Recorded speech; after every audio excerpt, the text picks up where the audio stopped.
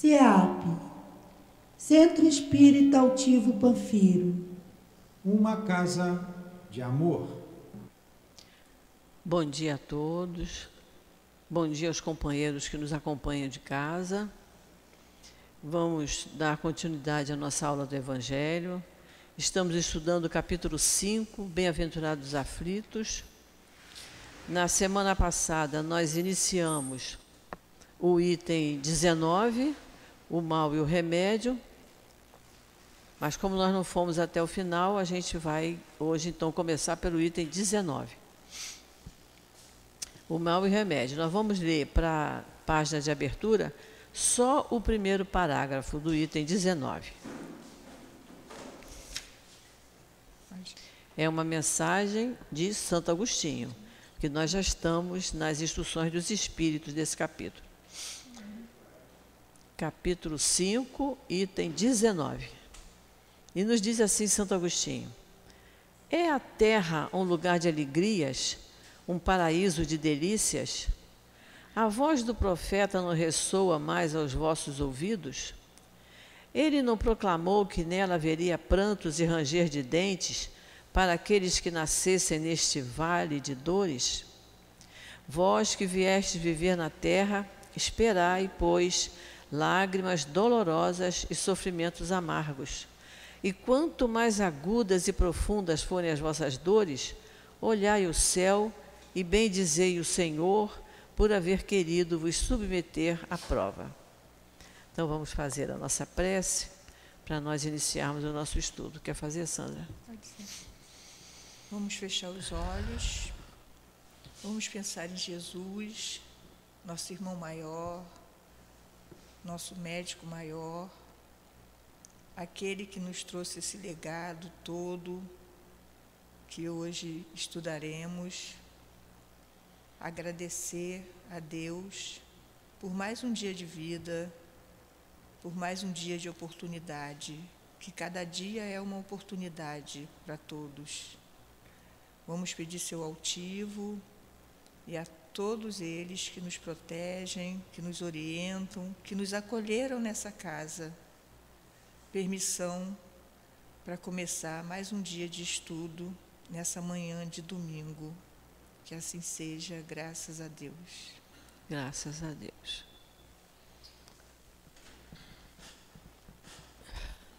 Então, esse primeiro parágrafo nós já lemos, né?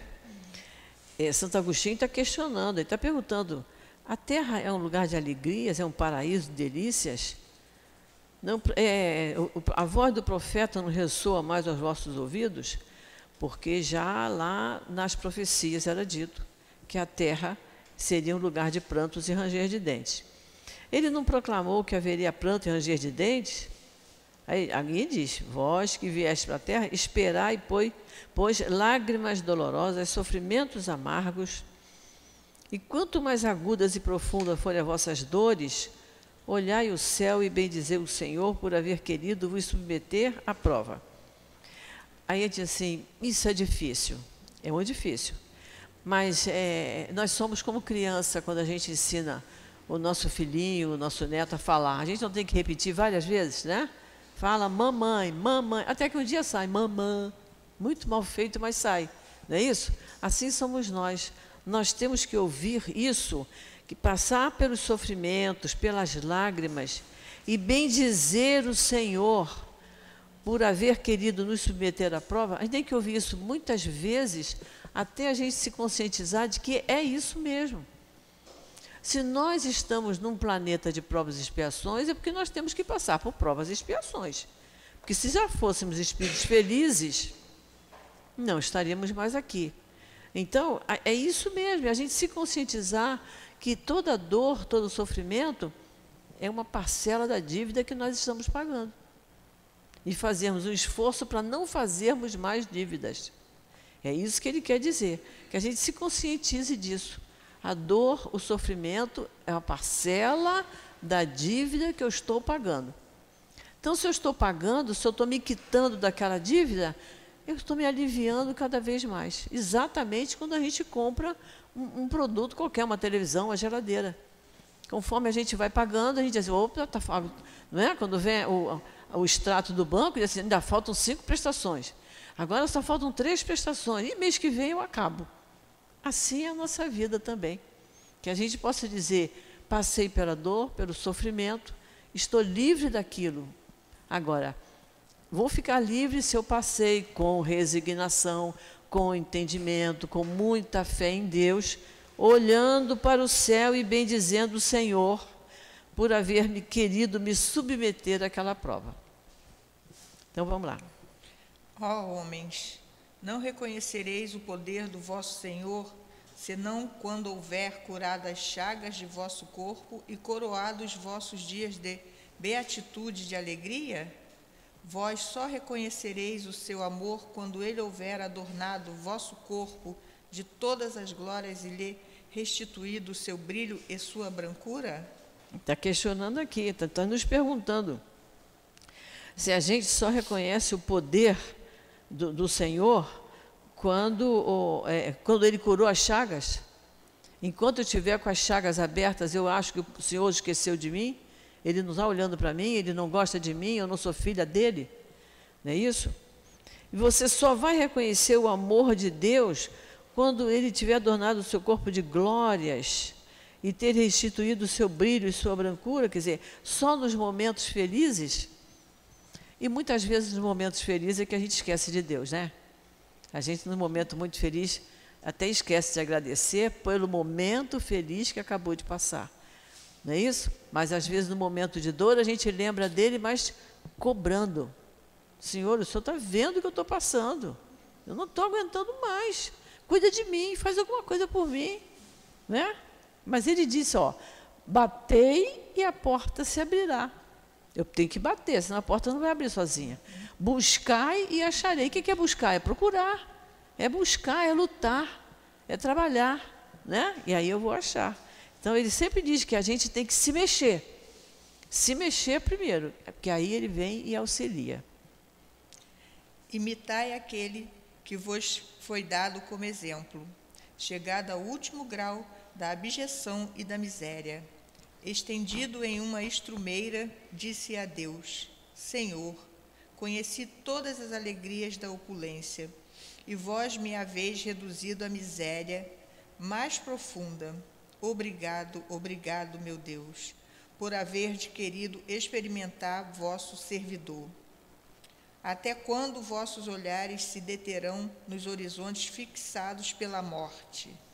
Quando, enfim, a vossa alma quererá arrojar-se para além dos limites do túmulo? Porém, se devesseis chorar e sofrer toda uma vida, o que isso representaria comparado à eternidade de glória reservado àquele que houver suportado a prova com fé, amor e resignação?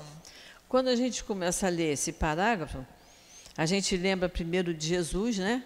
Imitai aquele que foi dado como exemplo, mas ele fala, essa outra pessoa, chegado ao último grau de abjeção, o que é abjeção? É degradação. Chegado ao último grau de degradação e miséria, estendido numa estrumeira é o lugar onde bota o lixo. Ele disse a Deus, Senhor, conheci todas as alegrias da opulência e vós me haveis reduzido à miséria mais profunda. E ele, com a humildade dele, diz, obrigado, obrigado, meu Deus, por haverdes querido experimentar o vosso servidor. Experimentar no sentido de ver qual seria a reação dele. Porque antes ele estava no momento de opulência. Estava lá no bem bom da riqueza. E, de repente, aquilo tudo lhe foi retirado. E ele diz, obrigado, meu Deus, por haver me experimentado nesse momento. Quem disse isso foi Jó. Se vocês forem no Velho Testamento, no Evangelho de Jó, capítulo 1, versículo 21. É Jó que fala desse jeito. Foi Jó que se referiu a Deus assim. Aí ele diz, até quando vossos olhares se deterão nos horizontes fixados pela morte? Ou seja, olhou para a morte, morreu, acabou. Não tem mais nada depois daquilo.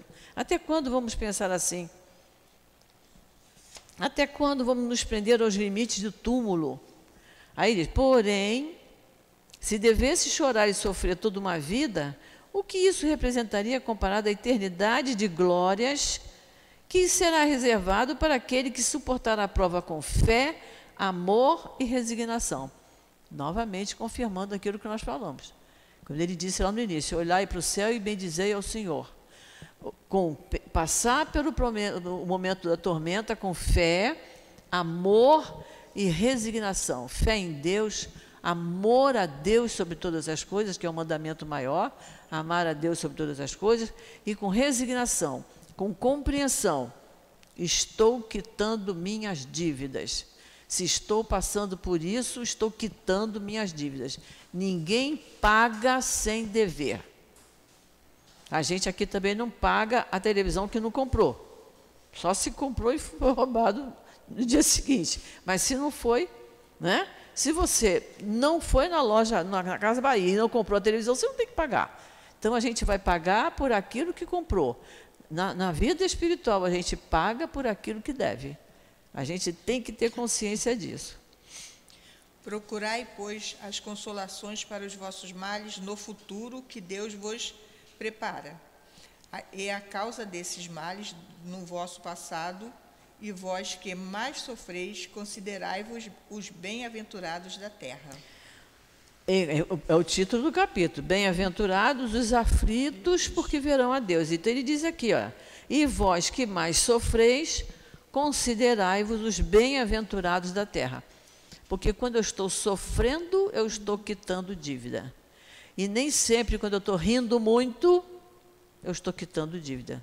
Se o meu riso for de alegria, de felicidade, por estar com amigos, por estar com parentes, por estar num momento muito feliz, bendito seja aquele momento. Mas a gente sabe que nem sempre todo mundo ri porque está feliz. Se eu estiver rindo de outra situação, estiver rindo de outro, né? Então ele fala aqui, procurai, pois, as consolações para os vossos males no futuro. Estudamos lá no capítulo 2, vida futura. Existe uma vida futura, então se hoje eu estou sofrendo, eu tenho que passar por isso com resignação, para que no futuro eu possa dizer assim, eu fui o mais forte. O Evangelho diz isso. O Espírito pode dizer, eu fui o mais forte, porque venci aquele momento de dor, de sofrimento, porque eu tinha fé no futuro, e ele diz aqui, que Deus vos prepara,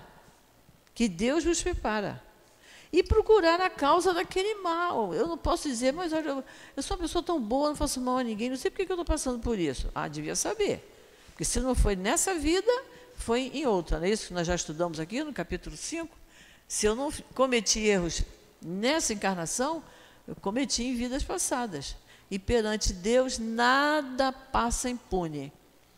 Perante os nossos olhos humanos, muita coisa passa despercebido. Mas perante Deus, não.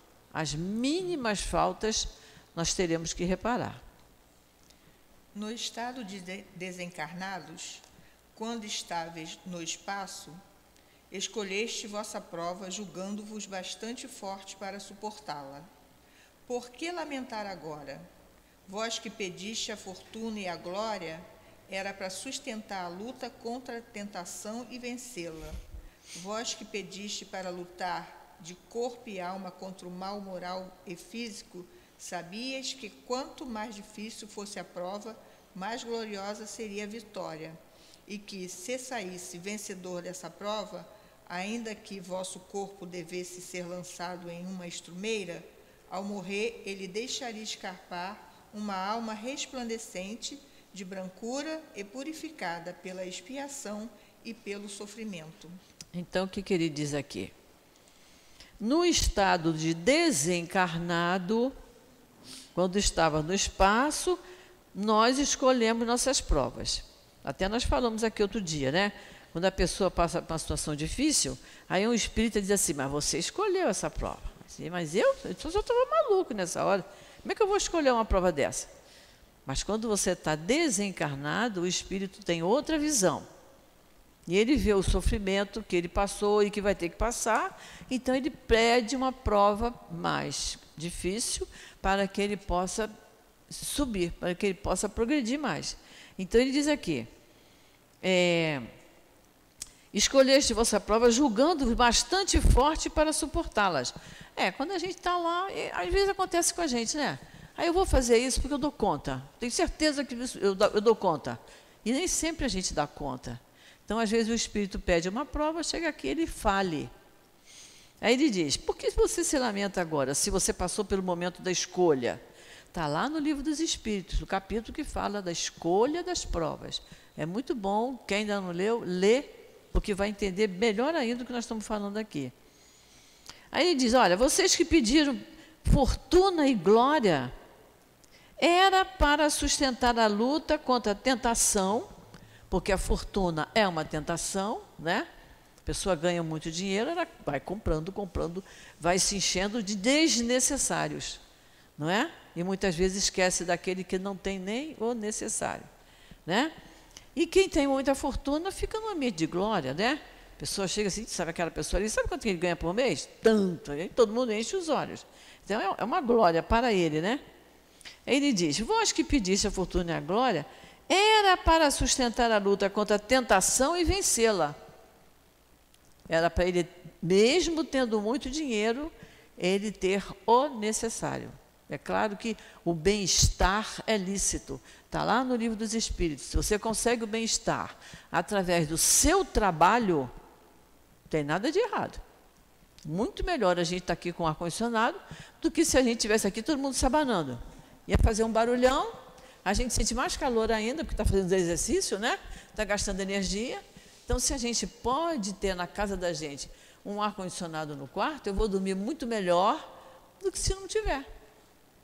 Né? Antigamente era só ventilador, depois veio o ar-condicionado. Então, é o conforto chegando. E se eu comprei aquele aparelho com o dinheiro do meu trabalho, não tem nada de errado nisso. Eu vi uma vez um comentário na porta de uma casa espírita e disseram assim, puxa, tem um monte de carro importado estacionado em frente ao centro. Qual é o problema? Se foi comprado com o dinheiro do trabalho da pessoa. Ele tem o direito de trocar o carro velho pelo carro novo, pelo carro zero, não tem nada de errado.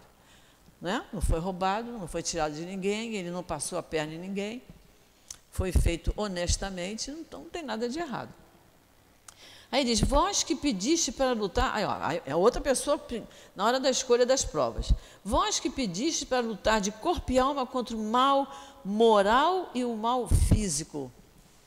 O mal físico a gente sabe o que é uma doença, né? É nascer com uma deformidade qualquer. Então o Espírito diz assim, olha, eu quero nascer com tal deformidade, eu quero lutar contra isso e vou vencer. Na grande maioria vence. Em geral, a gente vê pessoas com deficiência física e que ela tem uma conformação muito grande.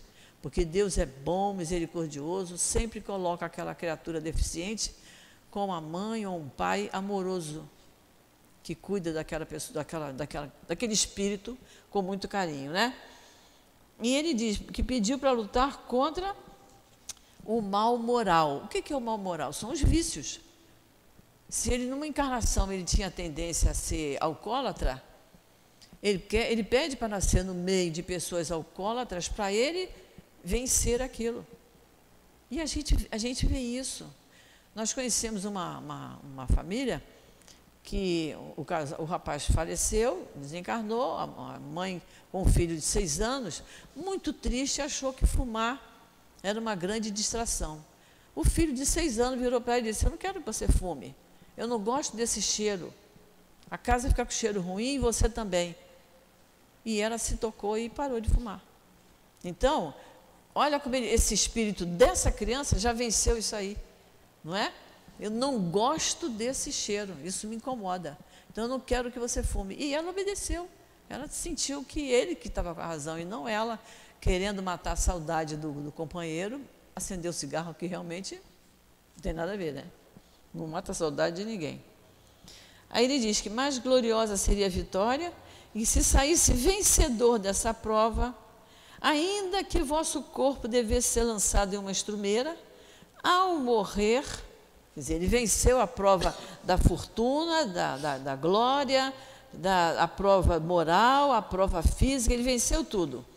Ao morrer, ele deixaria escapar uma alma resplandecente de brancura e purificada pela expiação e pelo sofrimento. Passou por tudo isso com fé, amor e resignação. Por isso que acho que foi na aula passada, eu acho que nós comentamos, né? As pessoas que não sabem isso que nós estamos estudando, Quando morre alguém, diz assim, entregou a alma a Deus. Mas a gente só vai ver Deus se fizer tudo que está aqui. Não adianta a gente querer entregar a alma a Deus, porque ela não vai chegar lá. A não ser que ela tenha passado por todos os sofrimentos, com fé, amor e resignação. Tá? Vamos lá. Que remédio, então, receitar para aqueles que foram atingidos por obsessões cruéis e males pungentes? Só um é infalível, a fé. Voltar os olhos para Deus. Se no auge de vossos mais cruéis sofrimentos, vossa voz louvar o Senhor, o anjo à vossa cabeceira vos indicará o sinal da salvação e o lugar que deveis ocupar um dia. A fé é o remédio certo para o sofrimento. Ela sempre mostra os horizontes do infinito, diante dos quais desaparecem aos poucos dias sombrios do presente. Então, o grande remédio é a fé. Não tem outro jeito. A gente não imagina uma pessoa que não tenha fé, que não acredite em Deus, não se apegue com Deus, com Jesus, com os bons espíritos, como é que ela consegue ultrapassar os momentos de dificuldade. Ela passa com muito mais dificuldade do que qualquer um de nós. E ele diz aqui, a fé é o remédio certo para o sofrimento. Você, às vezes, está passando por um momento dificílimo, seja de dor física, seja de dor moral, mas se a gente tiver fé, a gente diz, não, eu sei que isso é passageiro. Eu tenho que sentir esse gosto amargo agora. Mas se eu tiver fé, se eu fizer minha oração, se eu me apegar com Deus, com Jesus, com os bons espíritos, esse momento passa. E, em geral, após a prece, a gente adormece. E quando a gente acorda, já está com outra maneira de pensar, já está com outro vigor. Não vos pergunteis, portanto, qual remédio é preciso empregar para curar tal úlcera ou tal chaga, tal tentação ou tal prova.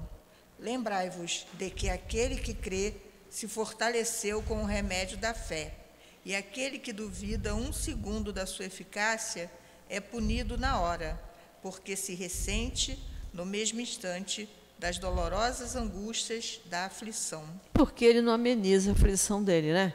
Se ele duvida do poder da fé, ou ele não faz a prece, ou se faz aquela prece dizendo assim, se o senhor não está vendo o que eu estou passando. Quer dizer, é uma barganha com Deus, né? Está cobrando de Deus um auxílio. E não é isso. A fé, a prece é um momento de humildade. Então, nós temos que pedir com humildade. O Senhor marcou com o seu sinal todos aqueles que creem nele. Cristo vos disse que com a fé transportam-se montanhas. E eu vos digo que aquele que sofre e tem uma fé como apoio, será colocado sob sua proteção e não sofrerá mais. Os momentos das dores mais fortes serão para ele as primeiras notas da alegria da eternidade. Sua alma se desprenderá de tal maneira de seu corpo que, enquanto este se torcer em convulsões, ela planará nas regiões celestes, cantando com os anjos os hinos de reconhecimento e de glória ao Senhor. Felizes aqueles que choram e que sofrem, que suas almas estejam alegres, porque serão atendidas por Deus. Santo Agostinho.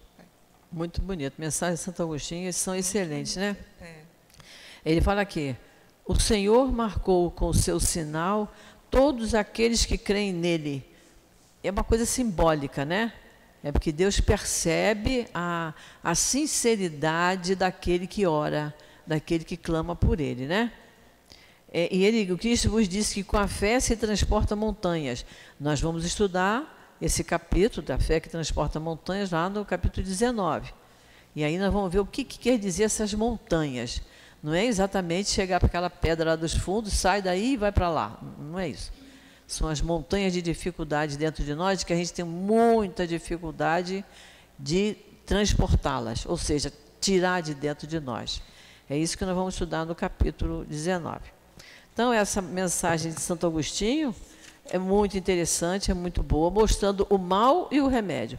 Quanto maior o mal, mais enérgico, mais forte, mais amargo é o remédio, né? Se eu tenho uma dor de cabeça, eu tomo um comprimidinho, resolve.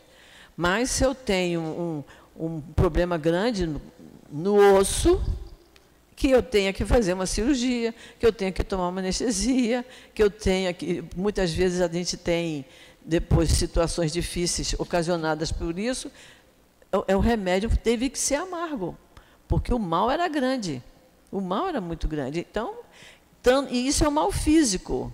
O mal moral, se você, por sua conta, não se livra daquele mal moral, se não bota a sua vontade, que é uma potência na alma, que todos nós temos, se eu não puser a minha vontade em ação para me livrar daquele vício, daquele mal moral, o remédio, quando vier, vai ser bem amargo. E é isso que a gente tem que se preocupar, né? Então, vamos para o item 20. O item 20 é assinado por François Nicolas Madeleine. Vamos ver quem foi esse François Nicolas Madeleine? Há livros nossos que já trazem a tradução, porque é o Francisco Nicolau. Mas ele era francês, e olha que interessante. Ele era um prelado francês. Prelado é um título católico.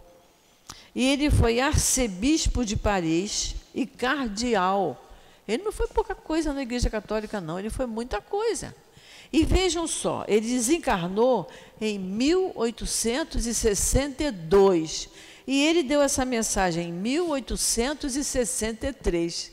Quer dizer, um homem católico, com vários títulos dentro da Igreja Católica, com 1 ano de desencarnado, ele dá uma mensagem dessa que nós vamos estudar agora.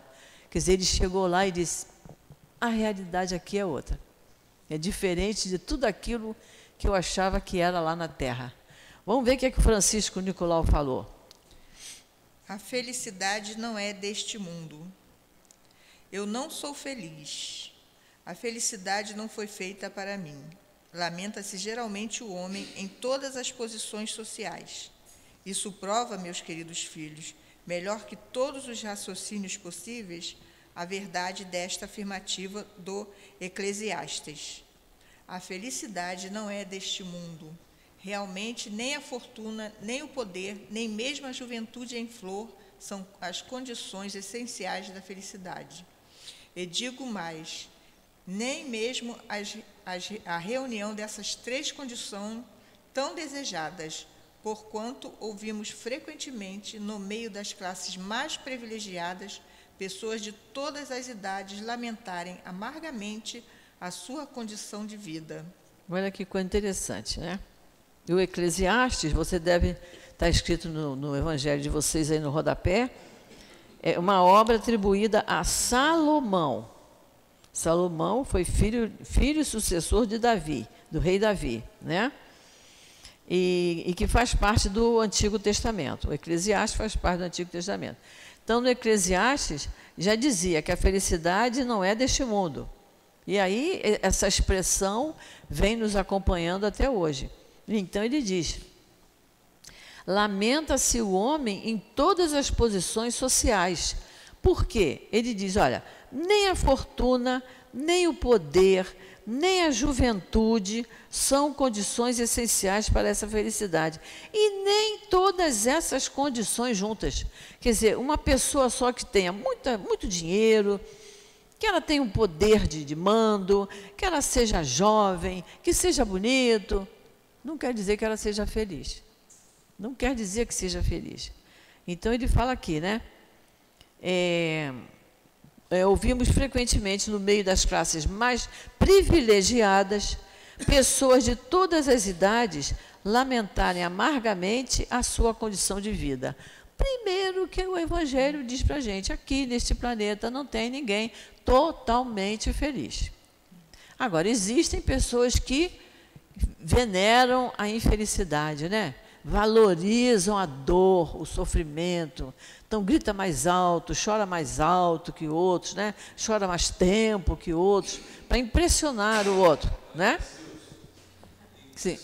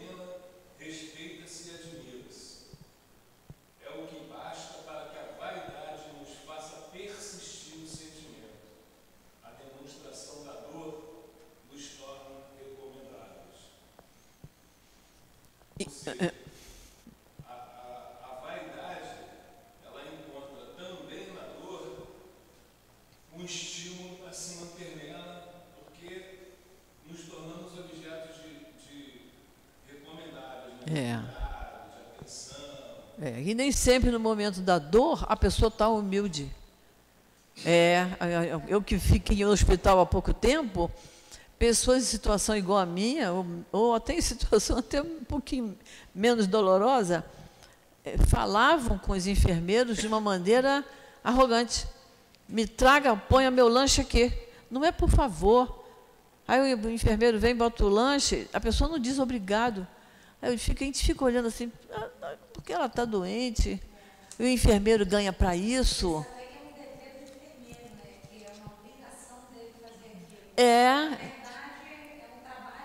É o trabalho dele. Mas nós agradecer, pedir por favor e agradecer. Não é? Mas a pessoa que é vaidosa, que é orgulhosa, então, aí nessa hora ela fica com raiva, porque ela diz, eu não era para estar aqui.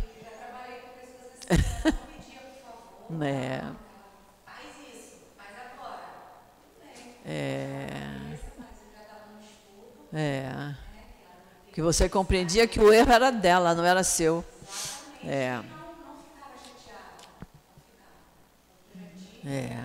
Mas é tão bom quando as pessoas nos tratam com delicadeza, né? A gente quer isso para nós, não é? A gente quer isso para nós. Por que a gente não vai fazer isso com o outro, né? Eu trabalhei num setor uma vez e aí chegou uma moça, primeiro dia dela como secretária, primeira pessoa que chegou, que ela foi atender, fez, o que é, hein? Aí eu pedi para a pessoa entrar, atendi, quando a pessoa foi embora, eu falei para ela, foi a primeira e a última vez, tá? Não se atende uma pessoa assim, o que é, hein? Não? Por favor, em que eu posso lhe ajudar? Se eu está precisando de alguma coisa? É diferente, né? Porque você não pode, ninguém tem o direito de destratar o outro, né?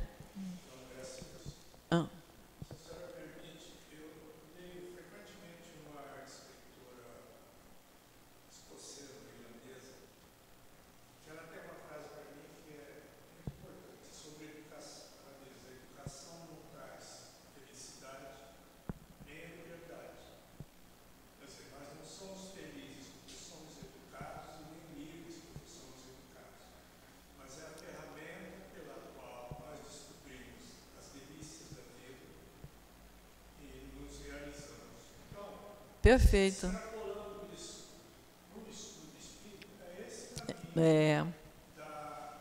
força, porque a felicidade que a gente eventualmente sente aqui, ao crente, tá vendo? Aquela coisa que é ele se sentir bem, é só quando ele realiza alguma coisa. Porque essa felicidade externa de ter possuído ou de ser adulado, até dura o tempo para um monte de gente. Não é. Então, a educação, que no caso, ela está falando da educação geral. A educação de projeto, faz pensar, para saber quem é, o que está fazendo aqui. E eu acho que, no caso do Espírito, a gente caminha assim. Não, e essa frase que você falou foi muito boa. Porque a educação a gente constrói, né? Porque a gente vai recebendo de pai e mãe, né? Vai recebendo dos mais velhos e vai estudando e vai se aprimorando. Então, a gente vai construindo. Então, se você construiu, você conquistou, você não perde. Então, é melhor para o nosso espírito, né? Quanto mais educado, quanto mais sensível a gente for às coisas, melhor para nós. E, no entanto, a pessoa, quando ela é áspera, e no hospital era assim, olha... Não vai mexer com aquela velhinha não, que ela vai te dar um passa fora. Era assim que a pessoa falava. Sabe? Eu só escutava isso assim no corredor. Porque é assim que a pessoa trata. Ela trata mal, ela vai ser criticada. Não é? Diante de tal resultado, é inconcebível que as classes laboriosas e participantes desejem com tanta cobiça a posição daqueles que a fortuna parece haver favorecido. Aqui na Terra, por mais que se faça, cada um tem a sua parte de trabalho e de miséria, sua cota de sofrimentos e decepções, de onde é fácil chegar à conclusão de que a Terra é um lugar de prova e expiações. Então, nós somos regidos pela lei do trabalho, que é uma lei divina, uma lei de Deus. Nós habitamos um planeta de provas e expiações. Então, nada mais justo que aqui na Terra, cada um tem a sua parte de trabalho, que todo mundo precisa trabalhar, né? A uma altura da vida é o trabalho remunerado para você se sustentar, mas enquanto não tem idade para isso, é o trabalho em casa. É o trabalho em casa. A gente tem que criar os nossos filhos, os nossos netos, colaborando para que eles valorizem o trabalho da casa.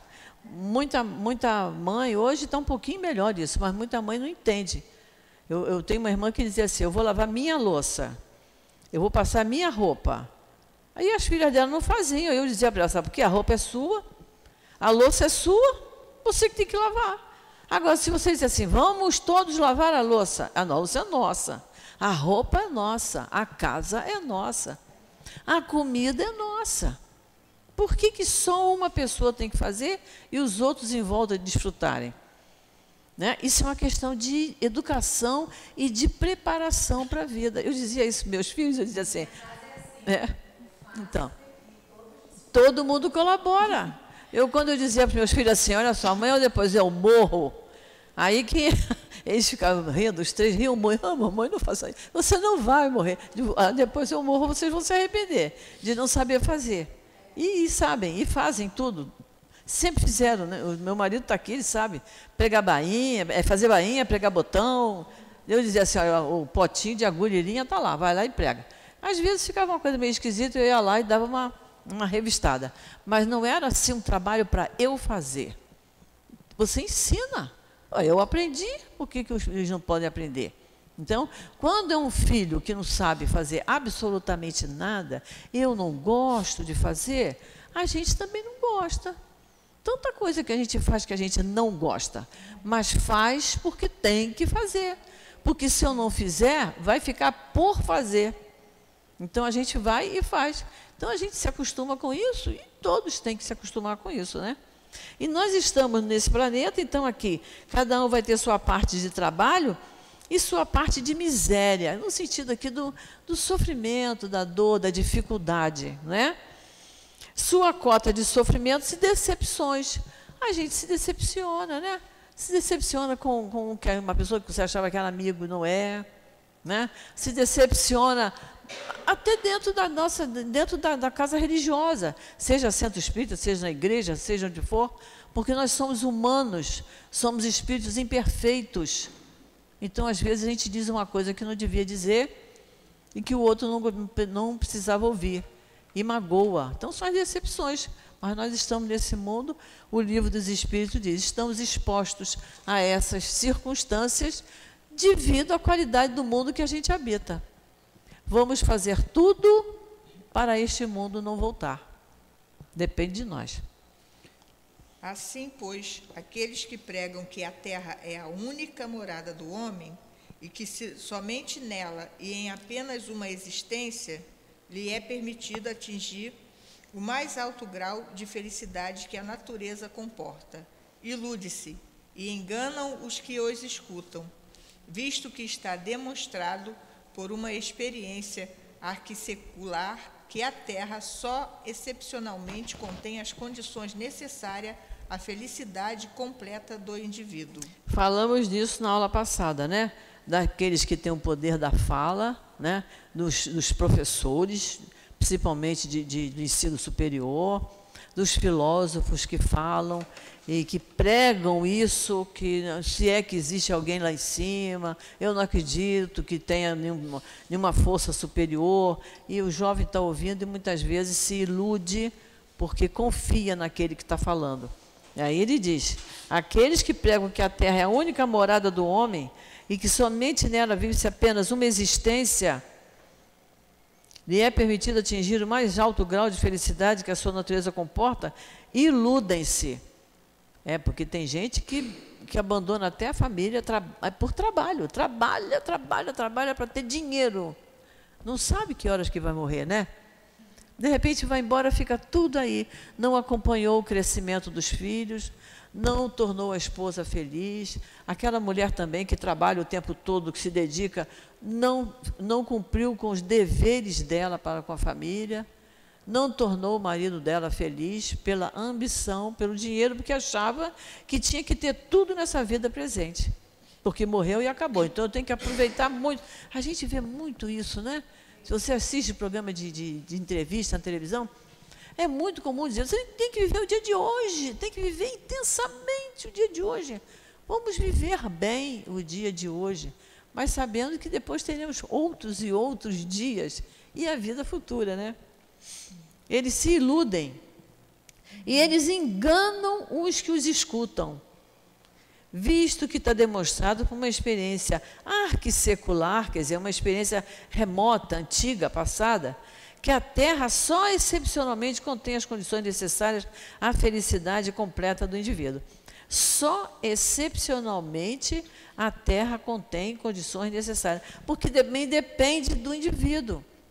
Olha, o Chico Xavier teve uma vida sofrida, sofreu muito, era uma pessoa doente, mas uma voz doce, serena, sempre com uma palavra de ânimo, de carinho para com as pessoas.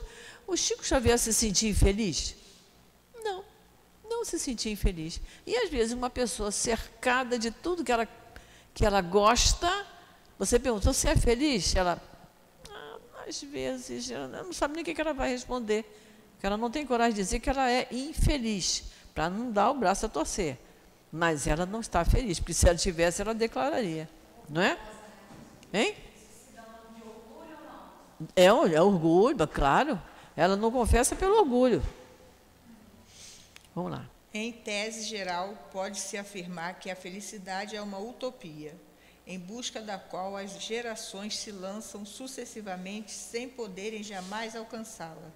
Visto que, se o homem sábio é uma raridade aqui na Terra, o homem totalmente feliz não é encontrado com facilidade. Nesse nosso planeta, totalmente feliz, não é? E ele diz que a felicidade é uma utopia, quer dizer, você sonha com aquilo, você sonha, você planeja, você se programa, mas uma felicidade completa nós não vamos ter. Aí a gente estuda lá no Livro dos Espíritos que nós temos a felicidade relativa, porque absoluta ainda não teremos, porque estamos nesse planeta. Então, nós temos felicidade relativa, que a gente tem que saborear os momentos de felicidade que a gente tem, por mais passageiros que sejam, não é? No momento, você está muito feliz junto com seus familiares, todo mundo ali, agora a gente já está se abraçando, mas, de repente, ontem teve um dia que foi meio amargo, amanhã você pode ter lá uma decepção qualquer. São as dificuldades da nossa vida e que a gente tem que aprender a conviver com elas, porque é uma característica nossa. Hein? Por isso que a felicidade não é deste mundo ou não tem nada a ver com o que você está? Tem tudo a ver, porque se você pensar em felicidade, se você pensar em felicidade completa, aquela que dura, não tem, nesse mundo não vai ter. Você aqui tem momentos de felicidade. A gente só tem que enxergar isso. Olha, eu e meu marido, que já estamos velhinhos, a gente encontra com o filho abraçado com a gente uns minutos, aquilo é um momento de felicidade. A gente está matando saudade ali naquela hora, não é? É um momento. Quando a gente tem filho pequeno, quando a gente chega da escola, que ele vem correndo no nosso encontro, né? Às vezes até derruba a mãe. É um momento de felicidade. Ele encontrou a segurança dele ali abraçando aquela mãe. Quando o pai chega do trabalho, que pega o filho no colo, é um momento de felicidade. Não é isso? Então, então.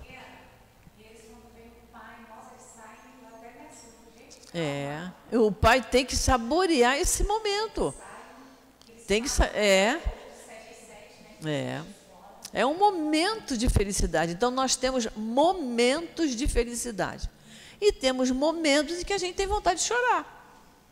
Mas aí eu tenho que lembrar, olha, mas ontem eu passei por momentos muito felizes. Então, eu tenho que botar na balança e ver o que me faz mais bem. Saborear o momento em que eu estou com vontade de chorar, ou saborear aquele momento que foi tão feliz ontem. Aquele tem que ter mais peso. Então, a gente tem que botar a inteligência da gente para funcionar, a sensibilidade, né?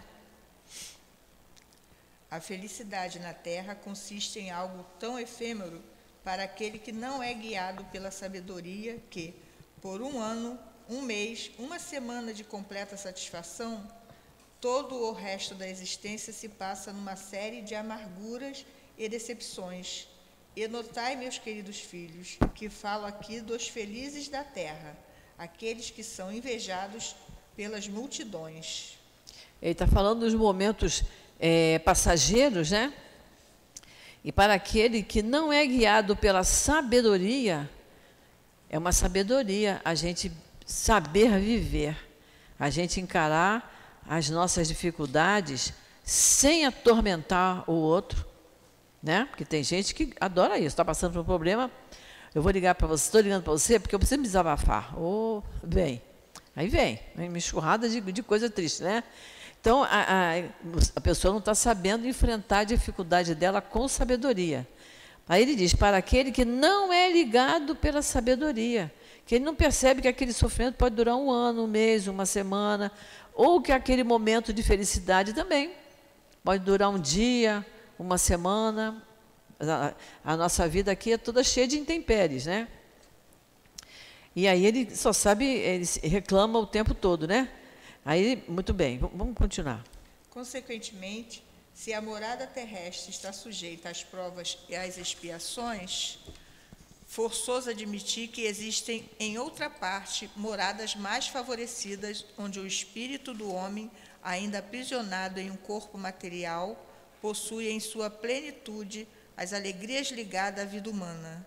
Eis porque Deus semeou no infinito esses belos planetas superiores, para onde vossos esforços e vossas tendências um dia vos farão gravitar, quando estiverdes suficientemente purificados e aperfeiçoados. Então, se a gente acha que esse planeta aqui está muito ruim, o Evangelho diz, faça tudo a este mundo não voltar.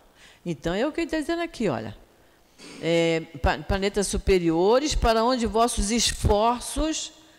Está lá no capítulo 17, reconhece-se o verdadeiro espírita pelo esforço que ele faz.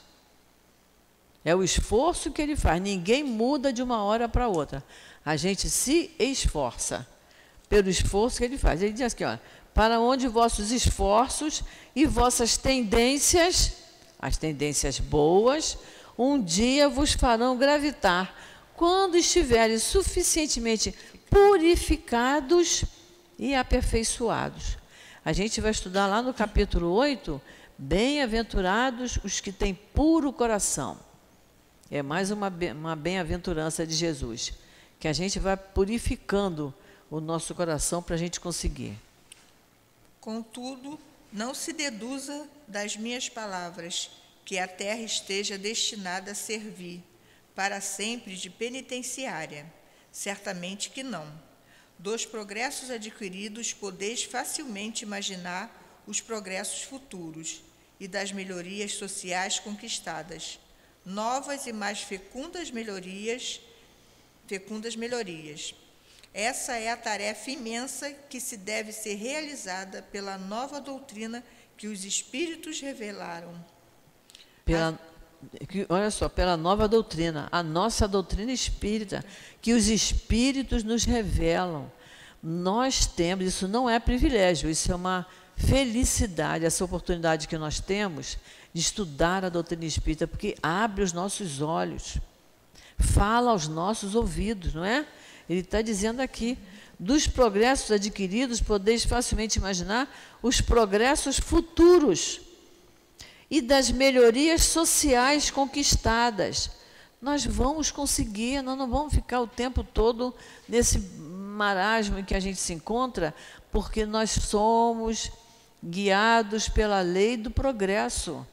O progresso material chegou e está chegando, não é? Cada vez você tem um telefone menor e que te fala com uma distância enorme, não é? Você tem um aparelhinho desse que está filmando, gravando, coisa que há muitos anos atrás não tinha nada disso, não é? Nós temos hoje uma televisão enorme, fininha, fininha, que você pendura na parede, igual um quadro. E antigamente ela tinha aquele motorzão atrás, como é que era? O tubo de imagem, não era? Tinha que ter espaço para botar aquilo. Então, o progresso material foi chegando, chegando. A medicina está evoluindo muito, graças a Deus. Mas o progresso moral é que está arrastado, está muito arrastado. Mas vamos fazer cada um por si. E sempre pedir a Deus para que as nossas vibrações amorosas, as nossas vibrações morais possam atingir essas pessoas. Que a gente aprenda a orar pelos outros, né? Orar por aquele que for vencer a eleição, como a gente ora pelo médico que vai tratar da gente. Não é isso que a gente faz? Que a gente ora pelo filho que vai fazer uma prova. Orar por aquele que vai conduzir o país, que vai conduzir o Estado, que vai conduzir o município. Nós temos que orar por eles, para que eles possam ser intuídos, para que a gente vá melhorando, né? A gente não pode orar só por nós, pela nossa família. Jesus veio pregar o amor fraterno. O que é isso? O amor entre irmãos. Somos todos irmãos, filhos do mesmo Deus, então vamos orar muito. E esse ano temos que orar muito mesmo. Assim, pois, meus queridos filhos, que um santo estímulo vos anime, e que cada um dentro de vós se despoje energicamente do homem velho. Todos deveis vos dedicar à divulgação do Espiritismo, que já começou a vossa própria regeneração. É um dever fazer vossos irmãos participarem dos raios da sagrada luz. Portanto, mãos à obra. Meus queridos filhos, que nesta reunião solene todos os vossos corações aspirem pelo objetivo grandioso de preparar para as futuras gerações um mundo onde a felicidade não será mais uma palavra sem valor. François. Olha só, vamos imaginar ao final de uma reunião pública, ao final de uma missa, ao final de um culto evangélico, o representante que está aqui na frente, fazendo a palestra, o padre, o pastor, ele dizer isso. Assim, pois, meus queridos filhos, que um santo estímulo vos anime. Deus não perdoa o desânimo. Ele está mandando que a gente se anime. E que cada um dentre vós se despoje energicamente do homem velho, aquelas ideias preconcebidas, aquelas coisas antigas que não fazem bem nem a mim nem a ninguém. Todos deveis vos dedicar à divulgação do Espiritismo. É claro que em outras casas não vai falar nisso. Mas todos deveis vos dedicar à divulgação da doutrina do Cristo. Não é?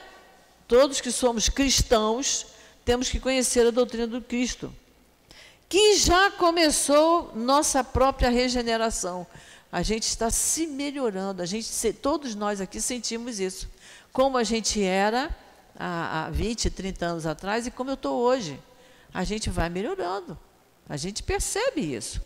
É um dever fazer vossos irmãos participarem dos raios da sagrada luz. Portanto, mãos à obra, meus queridos filhos. Orem, trabalhem, orem pelos outros, amem o seu próximo, ajudem o próximo. Que nessa reunião solene, reunião solene, estamos numa reunião. A reunião pública é uma reunião, a missa é uma reunião pública, o culto evangélico é uma reunião pública. É uma oportunidade que tem aquela pessoa de falar. Às vezes tem centenas de pessoas ali nos salões, a gente vê nos salões evangélicos, é muita gente. Olha se um pastor fala umas palavras dessa. Que nesta reunião solene todos os vossos corações aspirem pelo objetivo grandioso de preparar para as futuras gerações um mundo onde a felicidade não será mais uma palavra sem valor. Que a felicidade seja uma palavra que tenha valor. Então, eu vou em busca da felicidade. Nós seguimos a lei do progresso, nós queremos evoluir, porque queremos ser felizes, espíritos perfeitos, para habitar mundos felizes, para habitar mundos perfeitos. Mas enquanto eu não for um espírito perfeito, eu quero ser feliz. Não é isso? E a gente, para ser feliz, tem que construir. Cada um tem que construir a sua felicidade.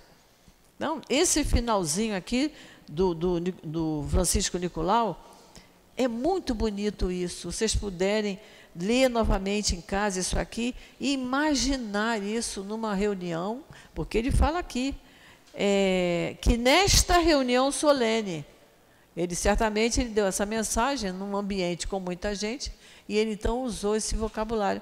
Então, que a gente perceba que a gente tem que ser tocado, né? E se a gente sai da nossa casa para vir para a casa espírita, eu não venho para cá para me divertir. Eu venho para cá com um objetivo, né?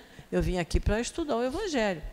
O irmão católico, ele não vai sair da casa dele num domingo chuvoso, frio, para assistir a missa, para só olhar a igreja que é bonita, aberta, os santos estão maravilhosos, a igreja está linda. Não, não é isso.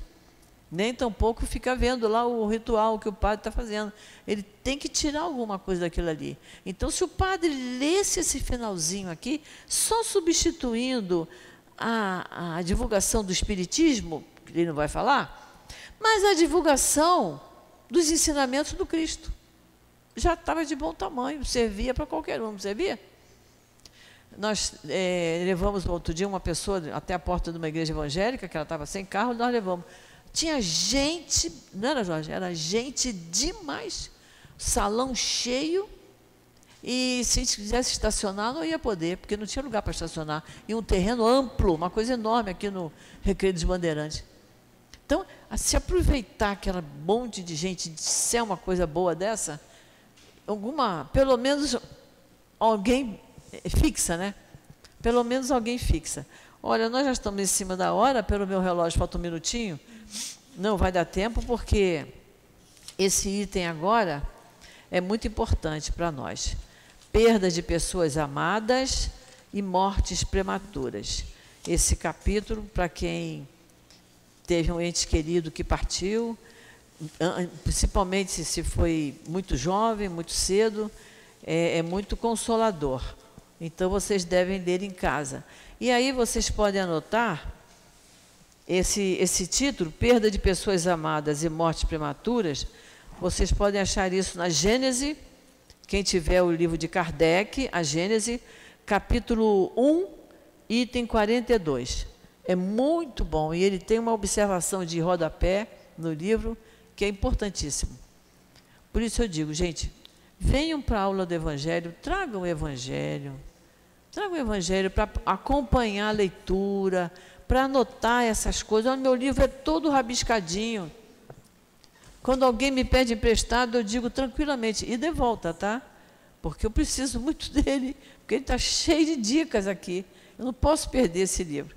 Então, que vocês tenham o livro de vocês assim, todo rabiscadinho, todo anotado, todo escrito, não é? Porque se você tem em casa a Gênese de Kardec, for procurar no capítulo 1, no item 42, vai dizer coisas semelhantes ao que ele colocou aqui no Evangelho sobre mortes prematuras. E aí a gente vai aprendendo. E se a gente perder um ente querido cedo, é consolador. É tão lógico que é muito consolador. Tá? Então, vamos fazer a nossa prece para a gente encerrar.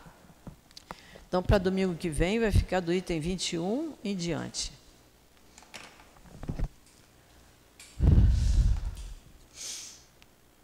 Querido Jesus, querido Mestre Emanuel, patrono do nosso curso, espíritos queridos que trabalham incansavelmente nesta casa de amor, onde a gente se sente abraçado, onde a gente se equilibra, onde a gente se acalma, porque estudamos essa doutrina maravilhosa que o nosso mestre Allan Kardec nos deixou. Que possamos, Senhor, gravar bem fundo em nossos corações, em nossas mentes, o que aqui for comentado, que possam servir para a nossa vida de relação, para a nossa vida de relação com os nossos familiares, com os nossos amigos, que possamos sempre empregar esses ensinamentos no nosso dia a dia, para que possamos também nos sentir cada vez mais serenos e equilibrados. Permita, Senhor, que o nosso final de domingo seja muito abençoado por Ti.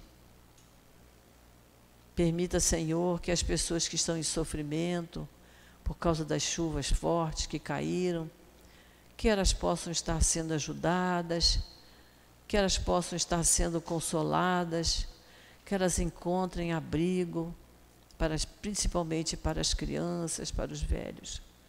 Abençoa, Senhor, protege e ampara essas famílias.